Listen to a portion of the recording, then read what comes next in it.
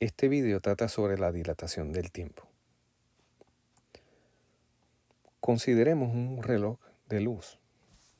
Ese reloj consta de dos espejos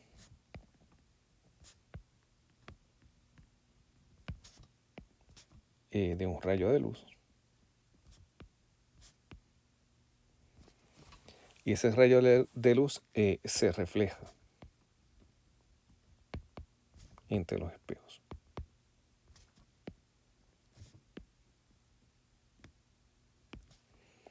Y el tiempo se mide contando las reflexiones de la luz. Así que el tiempo se mide contando las reflexiones de la luz. Así que aquí a mano izquierda tenemos los dos espejos.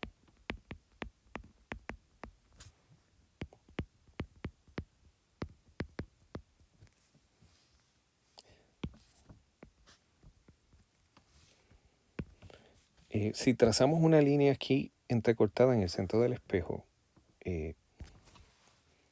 ahí es que vamos a tener el rayo de luz que está reflejándose. La distancia entre los espejos, vamos a llamarle D.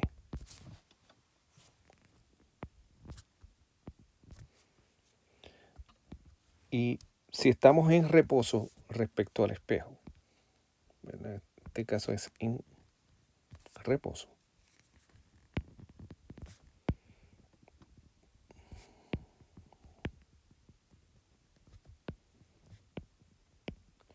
Lo que veríamos entonces es que el rayo de luz llega a la parte superior. Si sale primero del espejo de abajo, llega al espejo de arriba, se refleja y sigue contando el tiempo de esa manera.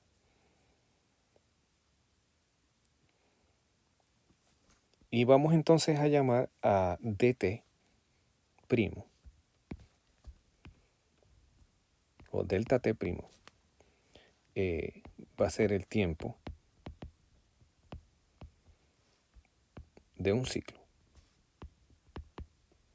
por el momento. Puede ser de muchos ciclos, pero simplemente para pensar que es un viaje hacia el espejo de arriba y regresar al espejo inferior. Nosotros podemos calcular eso debido a que el viaje completo es 2 veces d. Y eso debe ser igual a la velocidad por el tiempo. Por lo tanto, sería c por delta t'. Y de aquí podemos despejar para delta t'. Delta t'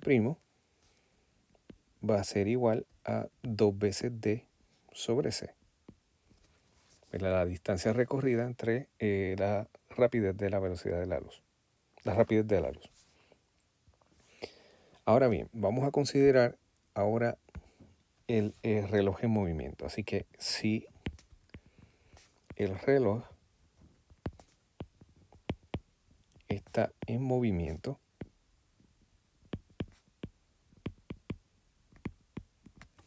entonces, desde la perspectiva de alguien que esté en un marco inercial, en la que digamos que ese marco colocamos aquí,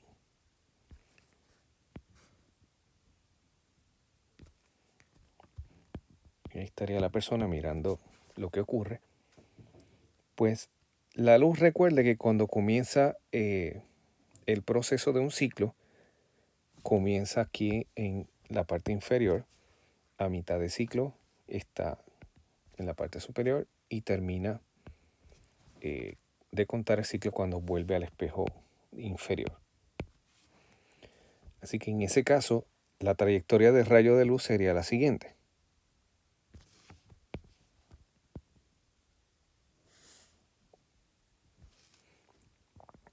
El rayo estaría ahora viajando en diagonal, llega al espejo de arriba y luego se refleja y llega al espejo de abajo.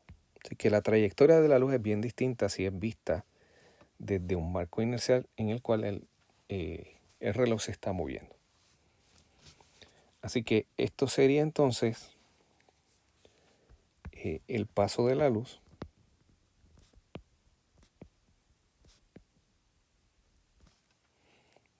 en el reloj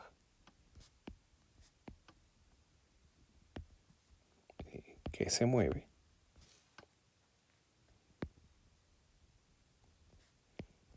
a una velocidad v, que sería, ¿verdad?, esto indicado esta flecha, respecto al observador.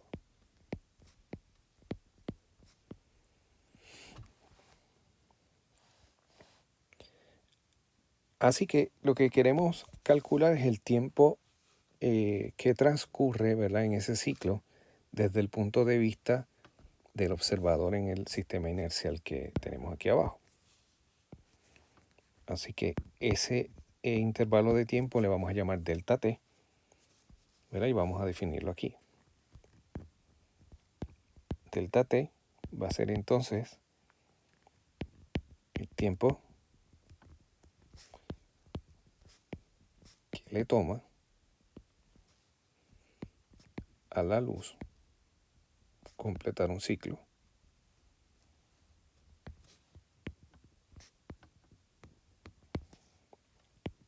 según el observador.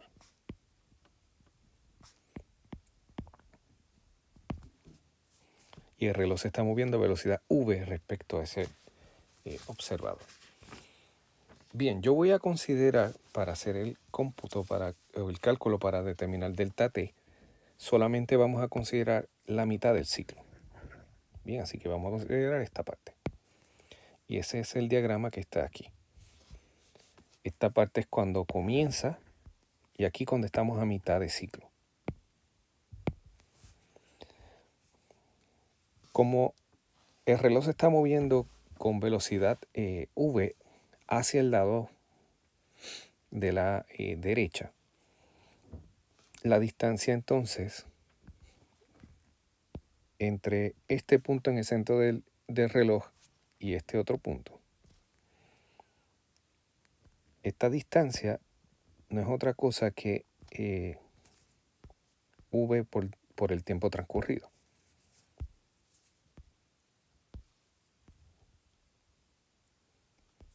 Así que esto sería v por el tiempo transcurrido. Ahora bien, en este caso sería el tiempo transcurrido entre 2, ¿verdad? Porque si queremos delta t para que sea un ciclo, delta t sobre 2 sería el tiempo que le toma viajar del espejo inferior al espejo superior. Tiempo que le toma viajar del espejo inferior al superior. Por lo tanto, aquí tendríamos que esa distancia sería v delta t sobre 2.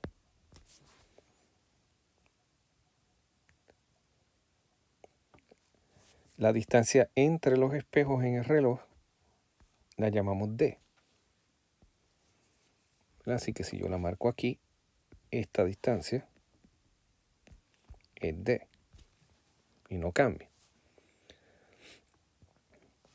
Y lo que está marcado en rojo es la distancia recorrida por la luz durante el tiempo delta t sobre 2, y esa distancia sería c por delta t sobre 2. Y noté que si yo tomo este lado, tomo este otro lado,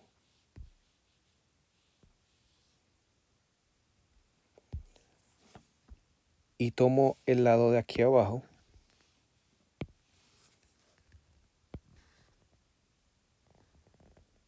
formo un triángulo rectángulo. Este ángulo aquí es 90 grados. Tengo este lado es D. La hipotenusa de ese triángulo es C delta T sobre 2.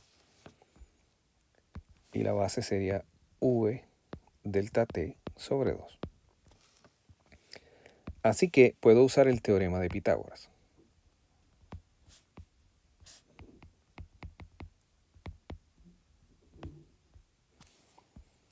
Así que la hipotenusa al cuadrado, que sería C cuadrado por delta T sobre 2 al cuadrado. Esto va a ser igual a la base de este triángulo, uno de los catetos al cuadrado, V cuadrado por delta T sobre 2 al cuadrado, más D al cuadrado. Yo puedo despejar esta expresión para D cuadrado y escribo lo siguiente: C cuadrado por delta T sobre 2 al cuadrado menos V cuadrado por delta T sobre 2 al cuadrado. Esto es igual a D cuadrado. Y ahora, como tengo los delta T sobre 2 al cuadrado es común en ambos términos, puedo escribir esto como C cuadrado menos V cuadrado por delta T sobre 2 al cuadrado.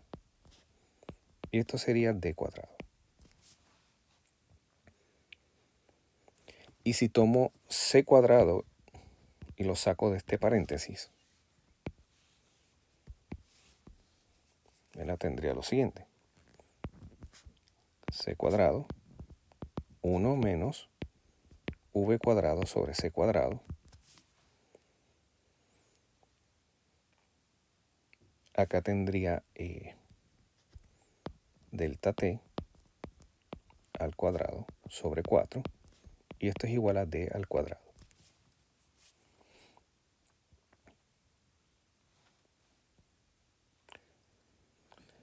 Ahora, de lo que dijimos anteriormente, la T' es 2D sobre C.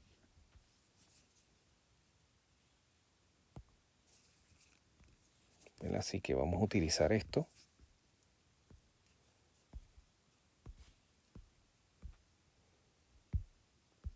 Y vamos a despejar esta expresión para D. Pues D sería igual a CT', C delta T' sobre 2. Y por lo tanto, D cuadrado sería C cuadrado delta T' elevado al cuadrado dividido entre 4. Y este término lo podemos sustituir donde está D cuadrado. Bien, así que si hacemos eso, tendríamos lo siguiente. Lado izquierdo se queda igual, C cuadrado, 1 menos V cuadrado sobre C cuadrado. Aquí tendría delta T elevado al cuadrado sobre 4.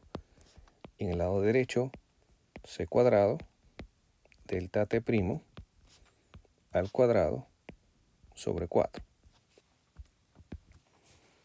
Y vemos que C cuadrado cancela con C cuadrado, este 4 con este 4. Y tenemos entonces que 1 menos V cuadrado sobre C cuadrado por delta T al cuadrado es igual a delta T' al cuadrado. Así que delta T elevado al cuadrado va a ser igual a delta T' elevado al cuadrado dividido entre 1 menos V cuadrado sobre C cuadrado. Y finalmente, tomando la raíz cuadrada, tenemos que delta T va a ser igual a delta t' dividido entre la raíz cuadrada de 1 menos v cuadrado sobre c cuadrado. Bien, aquí tenemos el resultado para cuánto es el tiempo.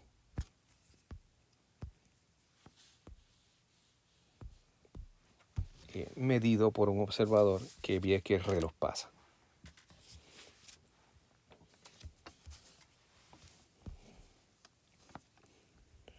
En este punto es conveniente hacer la siguiente definición, y es de el llamado factor gamma.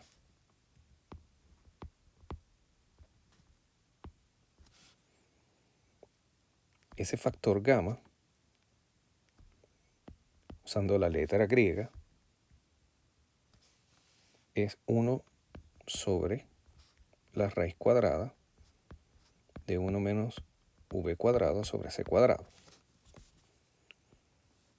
Y vamos a ver que ese factor es recurrente en muchas de las ecuaciones. Así que podemos escribir la ecuación para delta t de la siguiente manera. Delta t entonces va a ser igual a gamma por delta t'. Bien, esto es una forma más compacta de recordar la ecuación.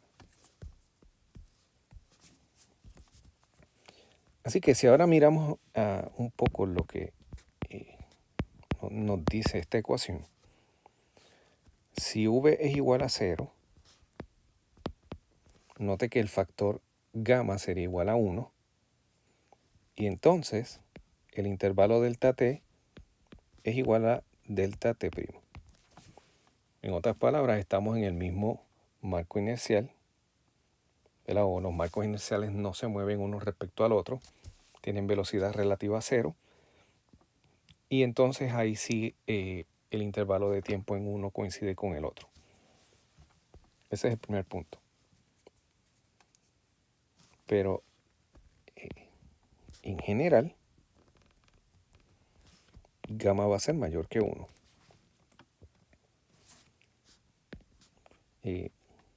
Así que si comparamos los intervalos, delta t va a ser más grande que delta t'. Así que note que aquí estamos hablando del tiempo. Así que podemos llegar a la siguiente conclusión.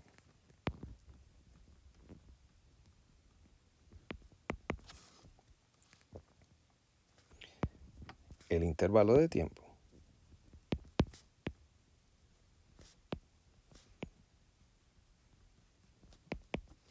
delta t medido por un observador en movimiento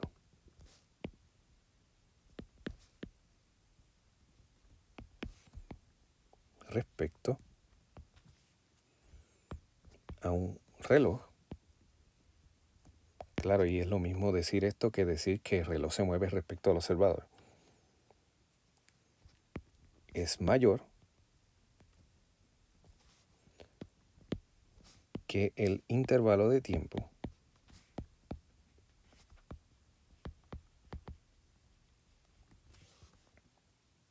medido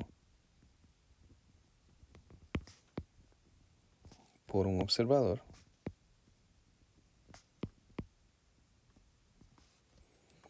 en reposo respecto al reloj.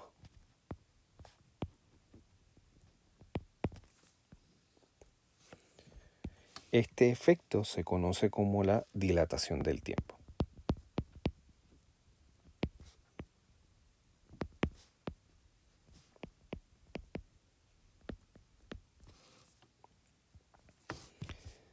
Así que procede ahora a hacer una definición de lo que llamamos el tiempo propio.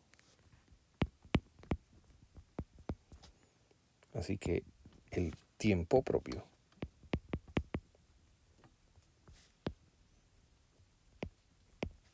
llamamos delta T0.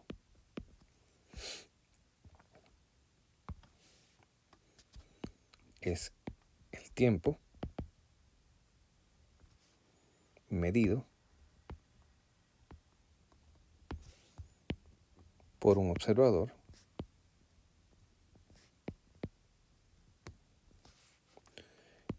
en reposo respecto al reloj. Y usando esa definición de tiempo propio,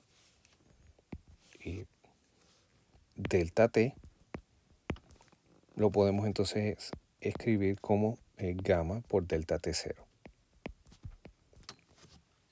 Así que cualquier otro observador va a medir el tiempo, que sería gamma veces ese tiempo propio.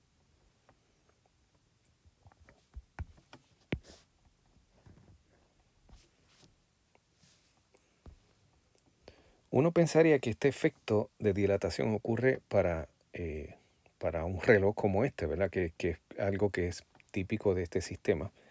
Pero resulta que este efecto de dilatación ocurre para todo proceso físico, no solamente para relojes. Y de hecho, este efecto ha sido medido experimentalmente. Se hacen experimentos en donde se tiene el equivalente a un reloj, ¿verdad? En este caso son oscilaciones de partículas y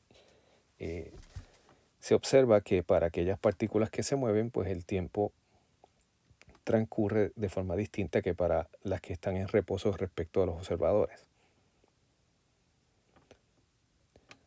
Y hay un caso bien conocido de los rayos cósmicos, de los rayos que nos llegan del espacio. Y esos rayos, ¿verdad?, incluyen partículas inestables que se desintegran. Estas partículas pues son conocidas porque las hemos visto en nuestros laboratorios, así que sabemos cuál sería, ¿verdad?, lo que se conoce como la vida media de la desintegración. Y, ¿verdad?, si tenemos rayos cósmicos y tenemos partículas inestables, eso nos lleva a hablar de la vida media, que yo le voy a llamar tau. La tau sería la vida media, que es el tiempo que le toma a cierta cantidad de partículas el desintegrarse y que nos quede la mitad de la original. Este tau lo podemos medir en el laboratorio. Se puede medir.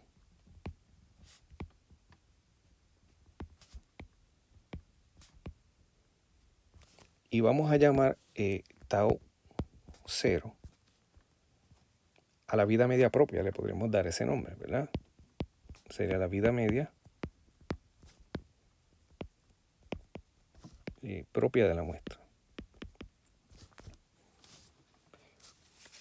Y si tenemos entonces mediciones de la vida media, pero de los rayos cósmicos, tau sería la vida media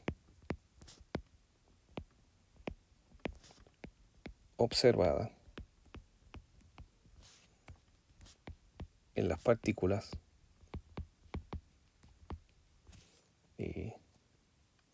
que están incluidas en los rayos cósmicos.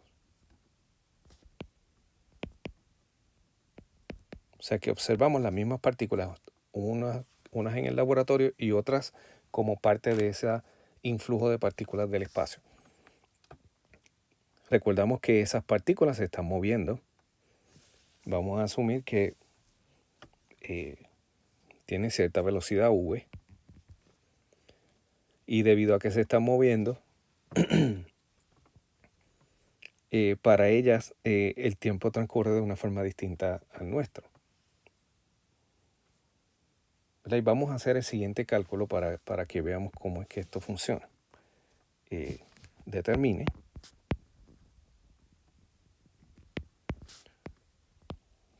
cuán rápido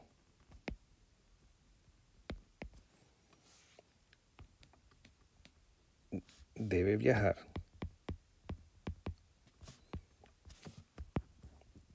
el grupo de partículas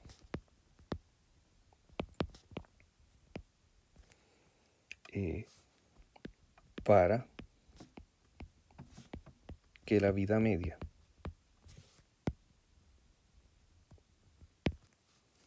de estas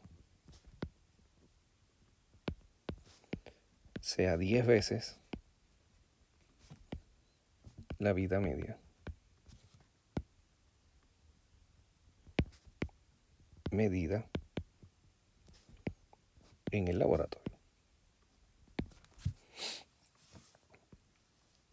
Así que lo que estamos asumiendo entonces es que el tau que medimos es 10 veces el tau que se mide en el laboratorio, lo que llamamos la vida media propia.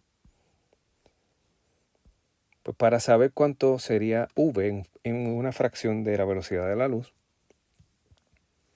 tomamos la ecuación, ¿verdad?, que acabamos de escribir. Delta t va a ser igual a gamma delta t 0. Y en este caso yo lo voy a escribir de esta manera, que tau es igual a tau 0 y gamma sería el recíproco de la raíz cuadrada de 1 menos v cuadrado sobre c cuadrado. Eso lo vamos a escribir como 1 menos beta al cuadrado. Beta entonces es v sobre c. Y queremos despejar entonces esta ecuación. Pero antes de eso, vamos a colocar los datos. Tau entonces es 10 veces tau 0. Y esto sería igual a tau 0 sobre la raíz cuadrada de 1 menos beta al cuadrado. Bien, así que los tau cancelan. Y si tomo el recíproco, ¿verdad?, para adelantar varios de los pasos aquí, tendría que 1 sobre 10 es igual a la raíz cuadrada de 1 menos beta cuadrado. Así que lo que vamos a hacer ahora es tomar el cuadrado en ambos lados. Y tendría que 1/100 es igual a 1 menos beta cuadrado. Así que beta cuadrado será igual a 1 menos 1/100. Beta cuadrado sería a 99 sobre 100. Y tomando la raíz cuadrada, beta entonces obtenemos que es 0.995. Y como esto es v sobre c, esto lo que nos quiere decir es que la velocidad es 0.995 veces c. Bien, así que es casi a la velocidad, a la magnitud de la velocidad de la luz que se mueven esas partículas para que la vida media de estas sea 10 veces la vida media propia.